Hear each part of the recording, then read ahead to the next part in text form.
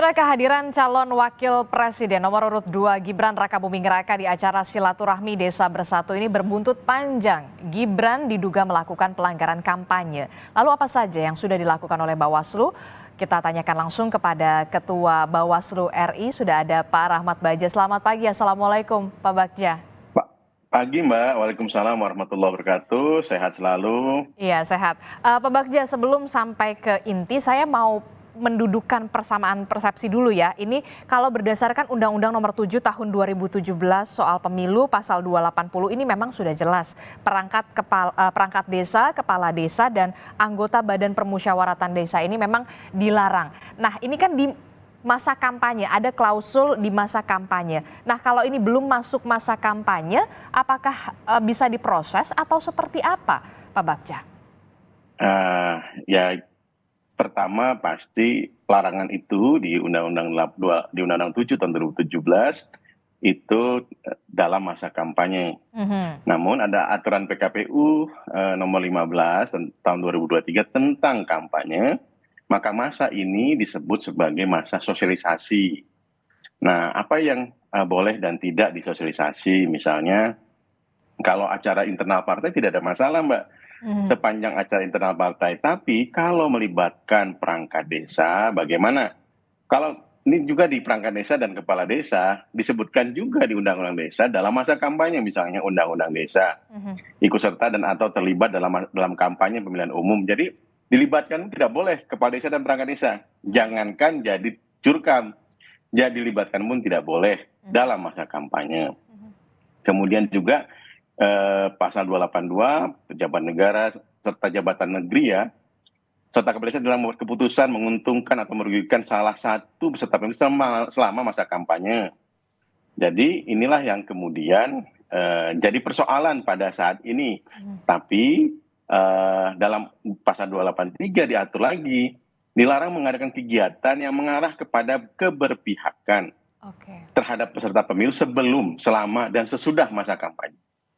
Oke, berarti jadi sebelum tidak boleh, ya sebelum tidak boleh. Nah, nanti kita lihat apakah kemudian jabatan negeri atau aparatur sipil negara dalam kehadiran di abdesi tersebut. Karena ada yang juga aparat desa, ada yang salah satunya yang aparatur sipil negara. Nah, itulah yang perlu dilihat nanti dalam analisa kita dan juga kajian kita akan melakukan klarifikasi ke depan kepada panitia penyelenggara. Itu ya Mbak ya. Oke. Nah, kapan itu akan pemanggilan terhadap panitia penyelenggara akan dilakukan oleh Bawaslu? Dalam waktu dekat ini kami karena kemarin yang kemudian mengawasi langsung jalannya silaturahmi katanya ya.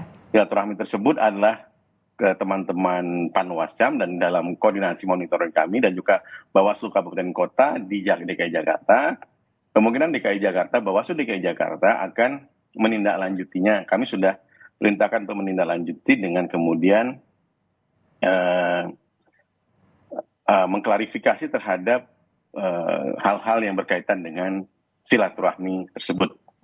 Untuk pemanggilan panitia penyelenggara ini akan dilakukan pada pekan ini juga untuk Bawaslu dalam waktu dekat ini. Dalam waktu dekat ini. Sementara untuk calon wakil presiden nomor urut 2 Gibran Rakabuming Raka yang kemudian kita tahu hadir dalam acara tersebut, apakah nantinya juga akan dimintai klarifikasinya?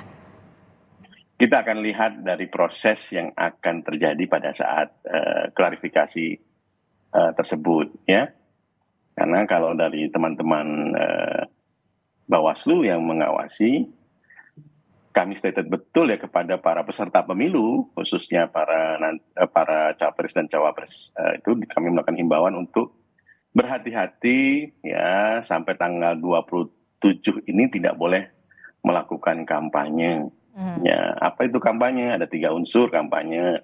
Pertama, tim peserta pemilu atau tim kampanye, kegiatan melakukan tim kampanye, kemudian juga adanya kegiatan tim kampanye serta atau tim yang ditunjuk, kemudian kedua adanya upaya meyakinkan. Apa itu upaya meyakinkan? Upaya mengajak dan lain-lain untuk memilih yang bersangkutan.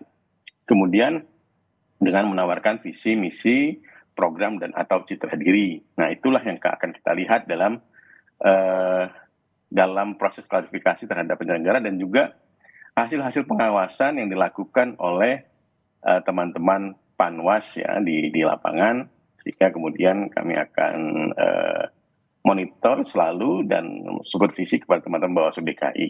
Oke, Gitu, Mbak. Oke, walaupun memang berarti jelas, walaupun belum memasuki masa kampanye, kemudian Bawaslu ini memproses, apalagi kemudian sudah ada laporan yang masuk, betul ya?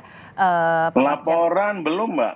Laporan belum, ini temuan, Mbak. Ini Oke, jadi ini temuan, belum ada laporan yang masuk? Belum, buat laporan kami kan tahu beberapa sehari atau 2 hari sebelum katanya ada deklarasi kemudian berubah jadi silaturahmi ya.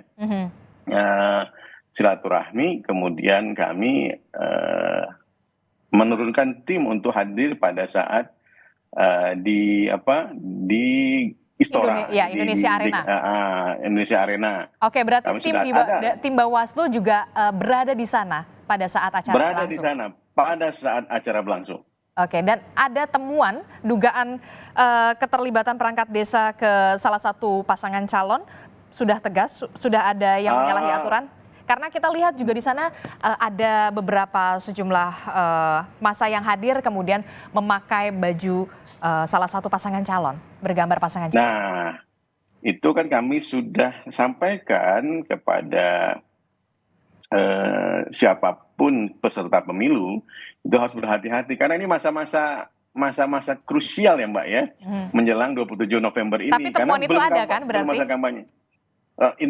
Bukan temuan, kalau temuan itu langsung kemudian tindak lanjuti Mbak, dan langsung jadi perkara. Tapi kita harus dengar klarifikasi yang ada di teman-teman yang ada di lapangan pada saat ini dan juga data dari hasil pengawasan, laporan hasil pengawasan, dan juga nanti berdasarkan klarifikasi terhadap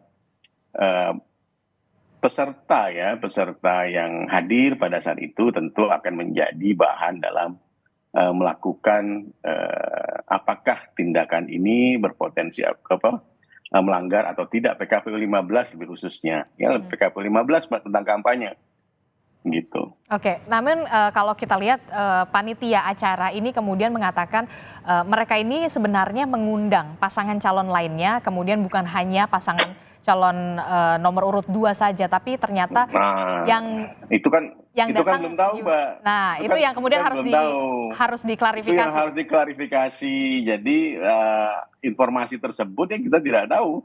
Nah itu yang kemudian kita klarifikasi untuk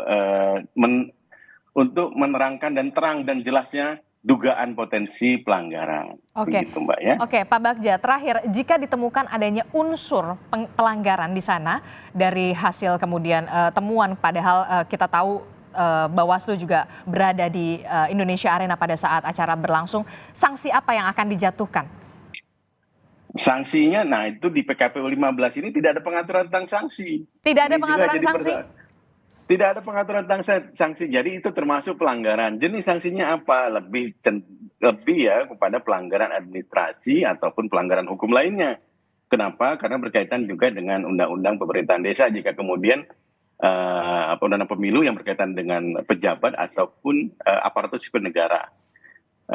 Sedangkan kemudian nanti kalau misalnya yang ada kemudian dugaan, kemudian dan juga terbukti, misalnya ada ajakan dari peserta pemilu, tentu ada hal yang lain lagi, yaitu juga termasuk dalam pelanggaran administrasi, ya pelanggaran administrasi termasuk tentang ketentuan prosedur pemilihan umum yang harus dipatuhi baik oleh Komisi Pemilihan Umum dan juga peserta pemilu, begitu Mbak. Oke, berarti tidak ada sanksi.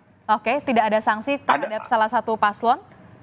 Ada sanksi pelanggaran administrasi jika pelanggaran terbukti. Administrasi. Ya, terus satu lagi Mbak, ini kan harus hati-hati. Kenapa? Kalau misalnya masuk ke dalam masa kampanye, maka sanksi yang dalam Undang-Undang 7 sangat keras. Sanksinya adalah ketentuan pidananya berlaku. Jadi kalau masuk masa kampanye itu ketentuan pidana, kenanya pidana. Karena termasuk pelanggaran kampanye di luar jadwal kampanye. Oke, itu artinya kemudian akan tetap ada pelanggaran administrasi begitu ya, walaupun Iya, memang belum. kemungkinan, dugaan potensinya ada, jangan akan ada ini Mbak langsung langsung jump to conclusion, bahaya itu Mbak. Jadi akan dugaan potensi Oke, makanya kita pelanggaran hadirkan ada. untuk memberikan klarifikasi begitu ya Pak Bagja ya. Betul, iya Terakhir Mbak. Pak. Jangan kemudian ini banyak sekali hal-hal yang kemudian tidak dimengerti masyarakat, langsung 280 itu langsung pidana. Kita harus Oke. menjelaskan kepada masyarakat sehingga kemudian masyarakat juga tidak kemudian jump terhadap ini kampanye. Nah, kampanye ini pelanggaran kampanye, tapi ini belum masa kampanye. Nah, itu yang perlu kita berikan Oke, biar pendidikan kepada ada edukasi masyarakat. juga ke masyarakat, kemudian bisa Betul, clear juga iya. jadinya ya. Terakhir, Betul, iya. imbauan dari Bawaslu ini kepada paslon, karena memang belum memasuki masa kampanye, apa imbauannya? Singkat saja. Himbauannya adalah karena sekarang sudah ditetapkan sebagai peserta pemilu, maka ketentuan tentang pelanggaran sosialisasi maupun kampanye sudah berlaku. Nah, kapan diterapkan masa pelanggaran kampanye, maka pelanggaran itu akan diterapkan pada saat 28 November ke atas. Nah, yang perlu hati-hati kepada peserta pemilu yang sudah ditetapkan, ini agar menyadari bahwa dirinya sudah terikat dengan ketentuan Undang-Undang Pemilu dan juga PKPU 15 tahun 2023. Kami menghimbau agar berhati-hati karena setelah nanti masa kampanye ketentuan pidananya akan berlaku. Jadi ini himbauan kepada peserta pemilu yang sekarang sudah tetapkan. Jadi hati-hati, sekarang sosialisasi boleh di internal silahkan, kepada masyarakat, kemudian silahkan timnya di internal di ruang-ruang yang sudah disediakan oleh pemerintah, misalnya gelanggang olahraga dan lain-lain. Tapi untuk acara tim, bukan kemudian mohon maaf kepala desa dan aparat desa itu yang tidak diperkenankan. Kenapa? Aparat desa, walaupun kemudian mereka punya hak politik, Mbak. Betul. Teman-teman kepala desa, aparat desa itu boleh memilih. Namun mereka tidak boleh kemudian dalam jabatannya itu menggunakan jabatannya untuk mempengaruhi masyarakat. Karena kepala desa ini yang sangat dekat dengan masyarakat, itu yang perlu kita sangat berhati-hati, dan kami menghimbau kepada bukan hanya peserta pemilu tapi kepala desa dan aparat desa untuk menaati undang-undang pemerintahan desa dan juga Undang-Undang Pemilu tahun 2017. Oke, kita tentu saja berharap tidak hanya pasangan calon capres dan juga cawapres ini lebih berhati-hati walaupun memang belum memasuki masa kampanye. Apalagi kemudian ada di situ perangkat desa, kepala desa dan juga badan permusyawaratan desa yang memang sudah jelas aturannya. Kemudian harus netral di pemilu 2024. Terima kasih atas informasinya. Ketua Bawaslu Republik Indonesia Pak Rahmat Bagja telah bergabung bersama kami. Kita nantikan dan kita kawal bagaimana nantinya pemanggilan ataupun klarifikasi dari Bawaslu terhadap panitia penyelenggara. Terima kasih, sehat-sehat. Terima kasih Mas, sehat. Assalamualaikum warahmatullahi wabarakatuh. Waalaikumsalam warahmatullahi wabarakatuh. Saudara, informasi terkait dengan bagaimana perangkat desa dan juga kepala desa yang kemudian menyelenggarakan silaturahmi nasional pada hari Minggu yang lalu yang dihadirkan oleh salah satu pasangan calon yakni calon wakil presiden Gibran Rakabuming Raka masih akan kita bahas usai jeda. Jadi tetaplah bersama kami di Sapa Indonesia Pagi.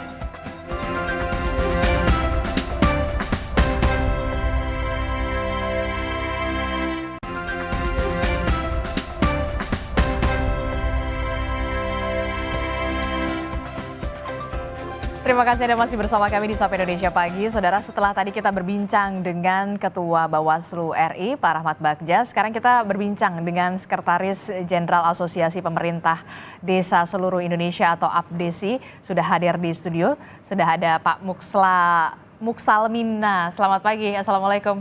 Selamat pagi, Assalamualaikum warahmatullahi wabarakatuh. Iya, dan juga ada anggota Dewan Pembina Perludem, Mbak Titi Anggraini. Selamat pagi. Assalamualaikum, Mbak Titi. Waalaikumsalam warahmatullahi wabarakatuh. Selamat pagi Mbak, selamat pagi narasumber semua. Dan juga ada pengamat politik dari Universitas Airlangga Surabaya, Pak Erlangga Pribadi Kusman. Selamat pagi Pak Erlangga. Selamat pagi, Mbak.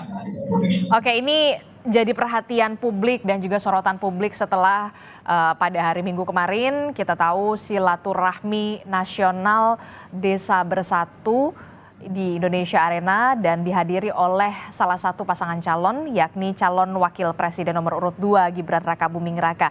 Saya langsung ke Pak Muksalmina dulu ya berarti ya. Pak, oke, berarti kita ke Pak Erlangga dulu karena Pak Erlangga ada agenda begitu ya.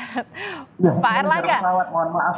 Oke, nggak apa-apa. Pak Erlangga, ini dari yang sudah dipernyataan oleh Bawaslu, Pak Rahmat Bagja di segmen sebelumnya yang menyatakan memang seharusnya sudah jelas aturannya perangkat desa, kepala desa ini netral di dalam pemilu dan harusnya diminta kemudian pasangan calon baik itu capres dan juga cawapres ini kemudian harus lebih berhati-hati.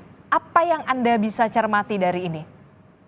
Iya, saya pikir bahwa baik perangkat desa, kepala desa, dan seluruh yang berkaitan dengan aparat desa ini sangat penting untuk bersikap netral dan imparsial.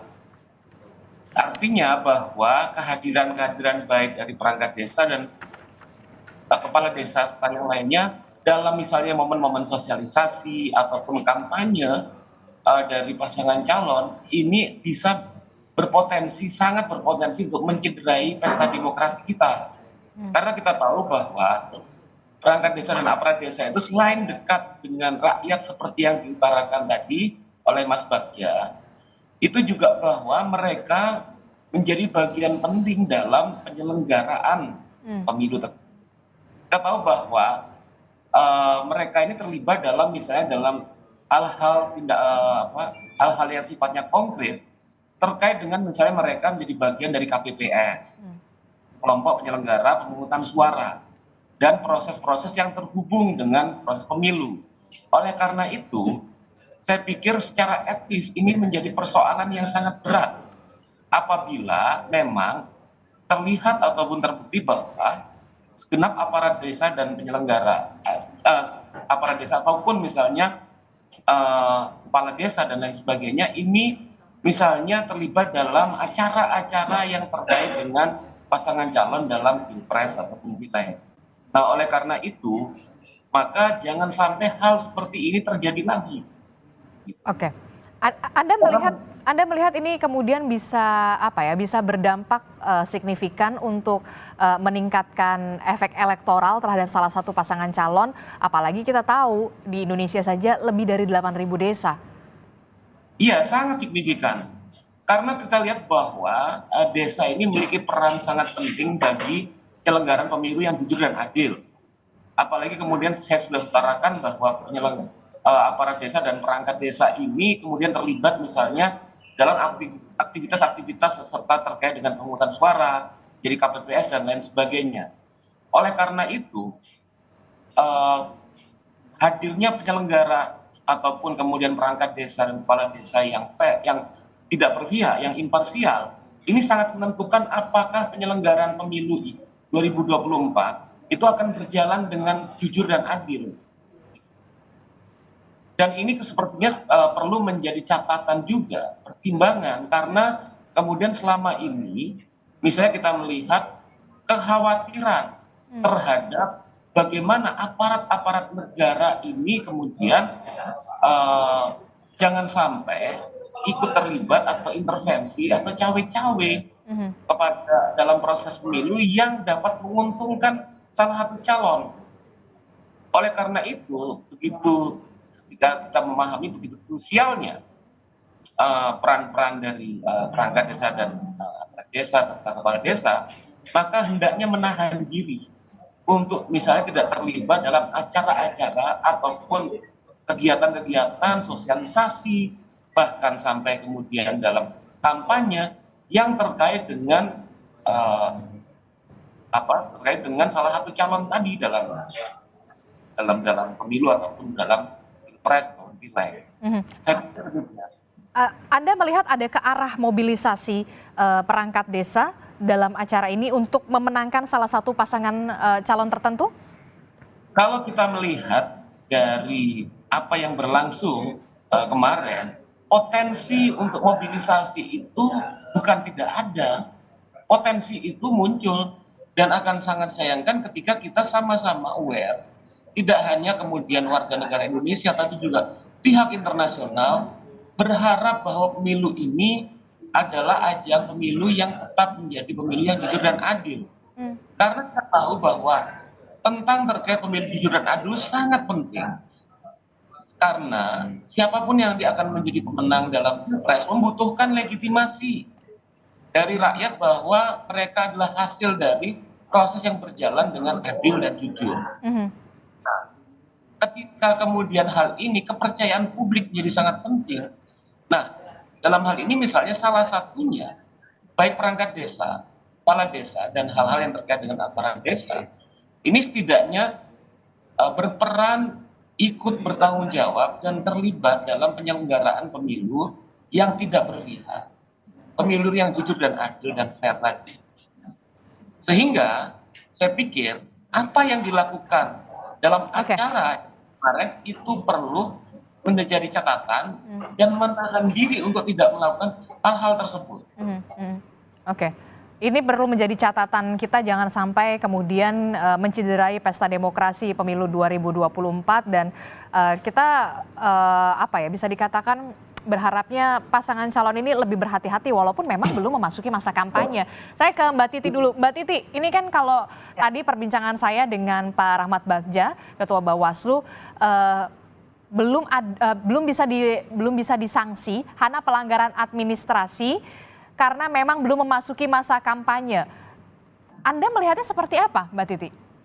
Ya, pertama kalau pelanggaran administrasi bukan berarti tidak bisa disanksi, Mbak. Pelanggaran administrasi pun ada sanksinya. Dia bisa merujuk kepada undang-undang khusus yang mengatur soal itu ataupun merujuk kepada pasal 461 Undang-Undang Pemilu kita. Di situ disebutkan kalau terbukti ada pelanggaran administratif pemilu, sanksinya bahkan sampai bisa tidak diikutkan dalam tahapan pemilu yang berikutnya. Atau kemudian bisa berupa misalnya tidak boleh kampanye. Jadi pada prinsipnya pelanggaran administratif itu adalah pelanggaran terhadap tata cara, prosedur, dan mekanisme di dalam pengadministrasian tahapan pemilu.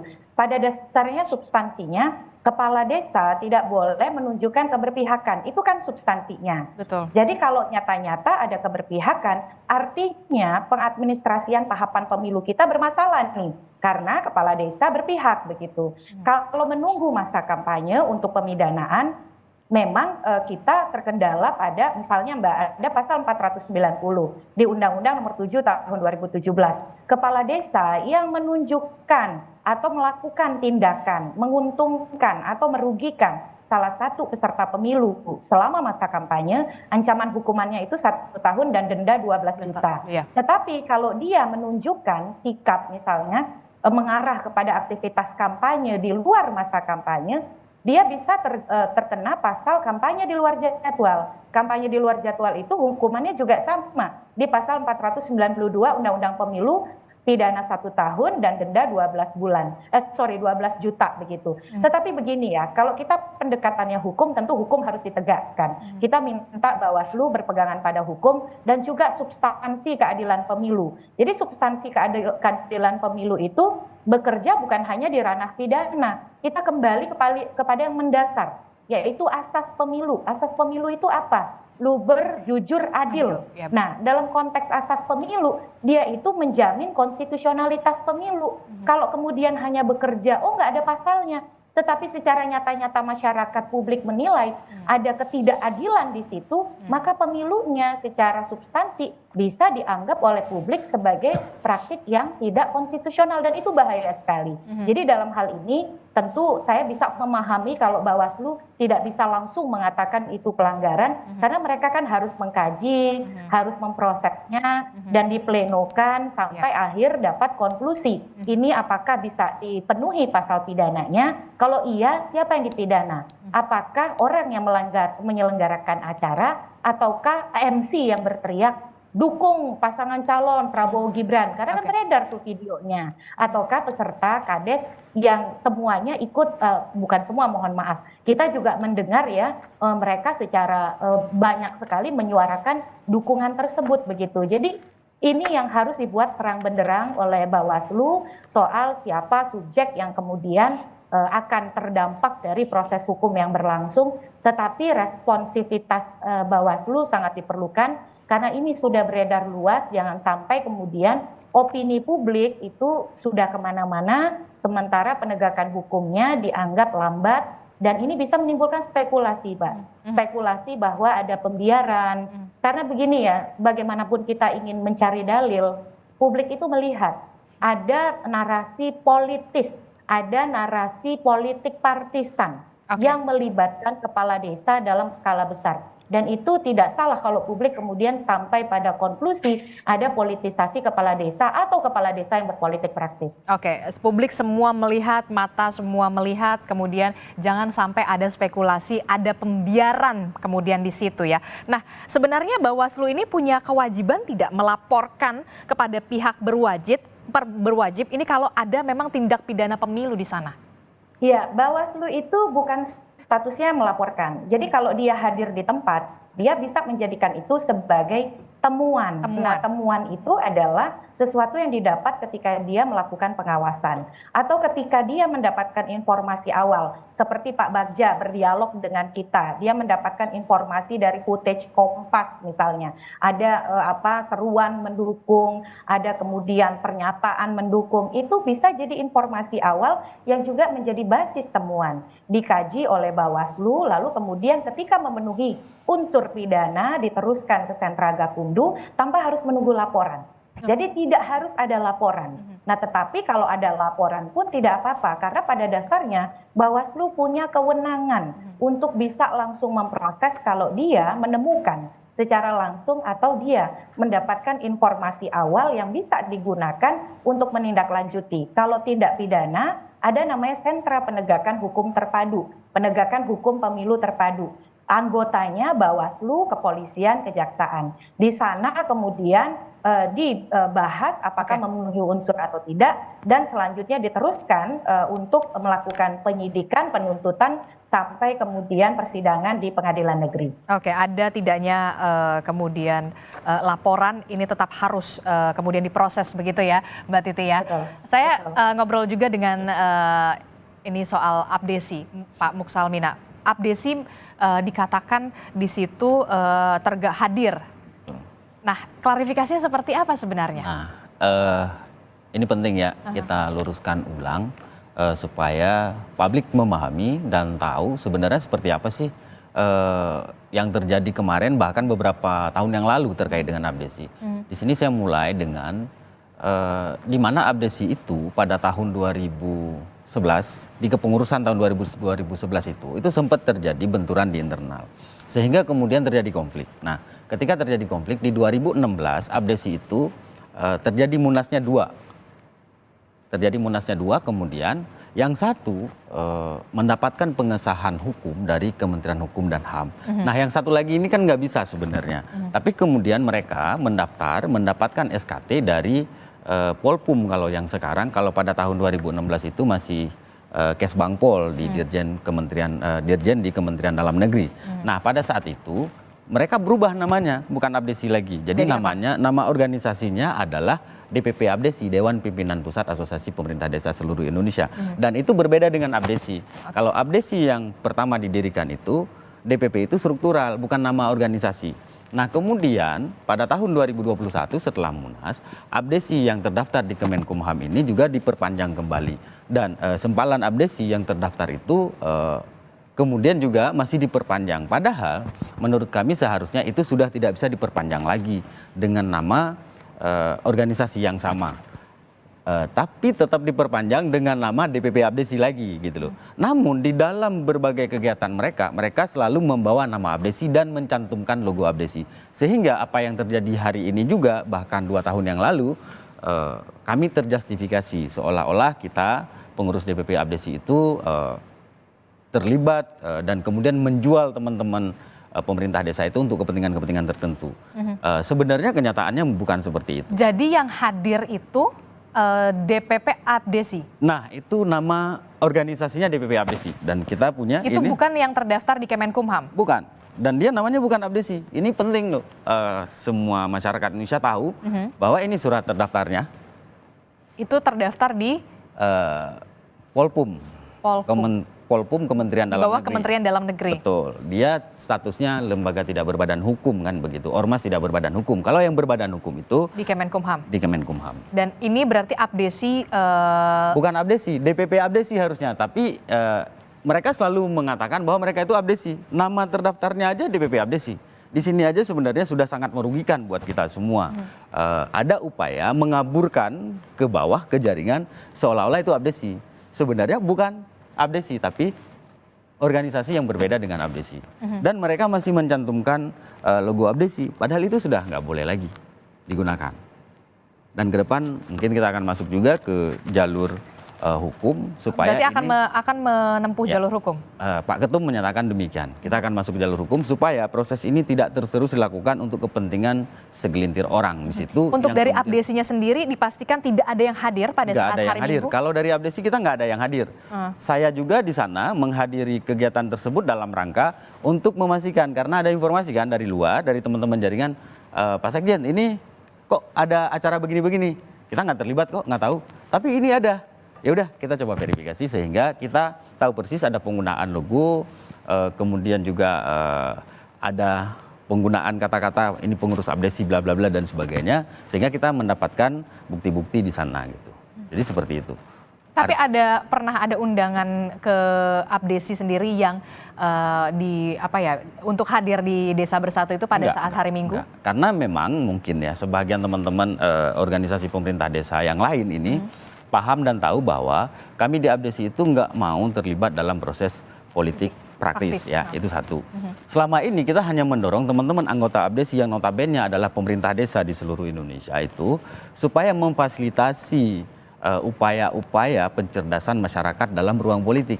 Jadi itu kan berbeda, bukan terlibat dalam politik praktisnya, tapi memberikan pembelajaran politik yang baik kepada masyarakat, yang benar kepada masyarakat. Dan yang lain di luar itu adalah kita hanya melakukan upaya-upaya konsistensi kita terkait dengan advokasi hak dan kewenangan desa. Yang ini kan terus berjalan, termasuk misalnya di proses advokasi revisi undang-undang desa, di beberapa daerah juga misalnya seperti Aceh ada proses revisi undang-undang khusus Aceh yang di sana juga berkaitan banget dengan desa, sehingga ada ketentuan di Undang-Undang Desa sendiri untuk daerah-daerah seperti Aceh itu nggak bisa berjalan seutuhnya seperti itu. Jadi Anda melihat kemudian ada pencatutan nama di situ? Ya, pasti. Dan Abdesi sendiri sudah memastikan tidak ada undangan dari silaturahmi Desa Bersatu dan tidak ada yang hadir dari Abdesi? Iya, dari Abdesi nggak ada yang hadir. Yang ada hanya organisasi DPP Abdesi mengatasnamakan Abdesi dan menggunakan logo kami.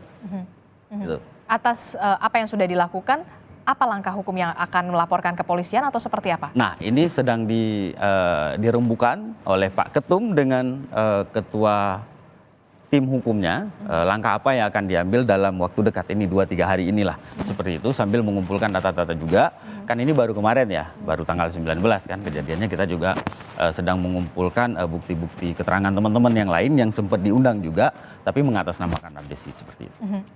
Apa yang ingin disampaikan kepada teman-teman perangkat desa, kepala desa? Karena memang kan sudah jelas di sini ya aturannya bahwa perangkat desa, kepala desa, bahkan badan permusyawaratan desa ini harus netral dan tidak boleh diikutsertakan dalam kampanye. Nah, dalam hal ini tentunya kami nggak ingin terlalu berkomentar terlalu jauh sebenarnya ya, karena kemarin sore juga Pak Ketum sudah menyampaikan lewat media yang sama juga. Beliau sudah menyampaikan juga kepada seluruh jaringan di acara sore kalau tidak salah. Nah, jadi kami ingin menyampaikan begini saja kepada teman-teman, kita hanya fokus kepada isu kita. Kita hanya fokus bagaimana menciptakan iklim demokrasi di desa yang notabene adalah pijakan dasar dari negara ini itu menjadi lebih baik dan lebih berkualitas. Jauh dari yang namanya ke depan itu kericuhan karena pemilu dan sebagainya, sehingga berdampak juga dalam penyelenggaraan pemerintahan ke depan di tingkat desa. Nah, yang kedua, kami juga melihat kalau hal seperti ini terus terjadi, kemudian aparat desa itu terus ditarik tanpa ada sanksi apa-apa, maka jangan disalahkan juga apabila nanti ada teman-teman dari pemerintah desa yang melakukan hal yang sama lagi, tapi diperlakukan berbeda. Ini kita wanti-wanti kepada pemerintah, standarnya nggak boleh ganda dong. Kalau seandainya nanti di kemudian hari di luar masa kampanye ada aparatur desa yang lain yang mereka berdiskusi dengan salah satu misalnya ya capres ya atau peserta pilkada dan sebagainya, mereka diperlakukan berbeda, itu nggak boleh. Maka ini harus menjadi standar pada hari ini. Kita berharap seperti itu.